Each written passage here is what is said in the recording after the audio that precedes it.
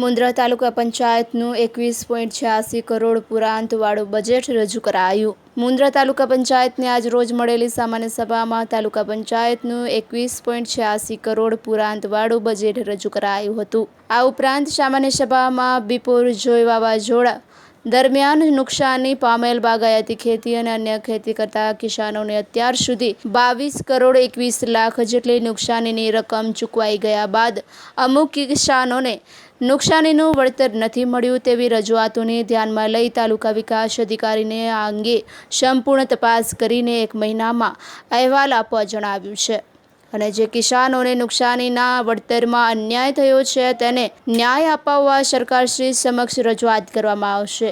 આ ઉપરાંત તાલુકા પંચાયતનું સર્વાંગી વિકાસને લક્ષ્યમાં લઈ બજેટ રજૂ કરાયું છે। તાલુકાના કિસાનો ઉપરાંત સામાન્ય નાગરિકોના વિકાસને પણ ધ્યાનમાં રખાયું છે તેમ જણાવતા મુન્દ્રા તાલુકા પંચાયત પ્રમુખશ્રીએ વિગતો આપી હતી। આજના સામાન્ય સભા પ્રમુખ મહિપતસિંહ જાડેજાના અધ્યક્ષ સ્થાને ઉપપ્રમુખ સોમાભાઈ રબારી, વિપક્ષી નેતા નવીન ફફલ, હેલ્થ ઓફિસર હરિભાઈ જાટિયા વગેરે ઉપસ્થિત રહ્યા હતા।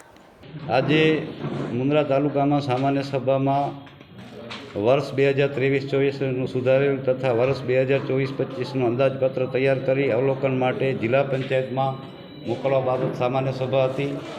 તેમજ જે અંદાજપત્ર જે અવલોકન છે એમાં 21 કરોડ 86 લાખ 5,677નું બજેટનું અવલોકન માટેની હતી।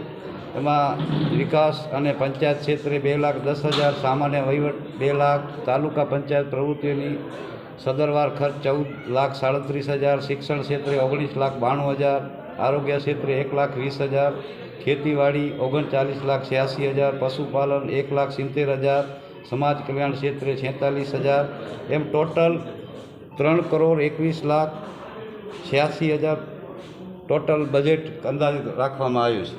ખેડૂતોનો પ્રશ્ન એવું છે કે બિપોરજોડા વાવાઝોડા દરમિયાન જે પહેલો તો આપણે બિપોરજોડા વાવાઝોડા દરમિયાન ખેડૂતોને થયેલ નુકસાનમાં બાગાયતી અને ખેતી વિશે નુકસાનીમાં ગુજરાત સરકારની દ્વારા સહાયની રકમ ચૂકવવામાં આવી છે તે બદલ ગુજરાત સરકારને આપણે તાલુકા પંચાયત વતીથી ખૂબ અભિનંદન પાઠવીએ છીએ।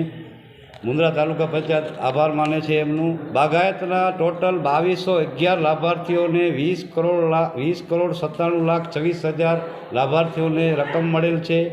ખેતીવાડીના 1600 લાભાર્થીઓને 2 કરોડ 24 લાખ 35,000 રકમ મળેલ છે।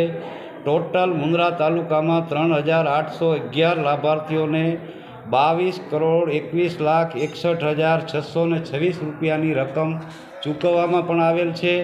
તેમ છતાંય આ અમુક ખેડૂતો મુન્દ્રા તાલુકા પંચાયતમાં રજૂઆત કરવામાં આવી હતી।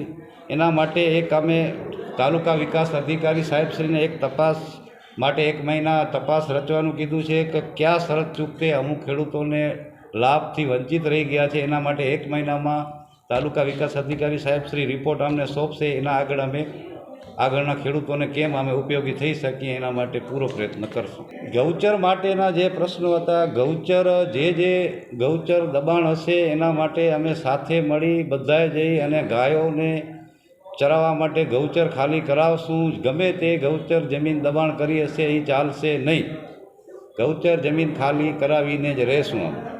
કંપનીઓમાં અમુક મુદ્દા છે, અત્યારે વિકાસ છે સારો છે, મુન્દ્રા તાલુકામાં વિકાસ પણ સારો છે। ઘણાને એવો કોઈ પ્રશ્ન હશે તો અમે સાથે મળીને એનો સોલ્યુશન લાવશું।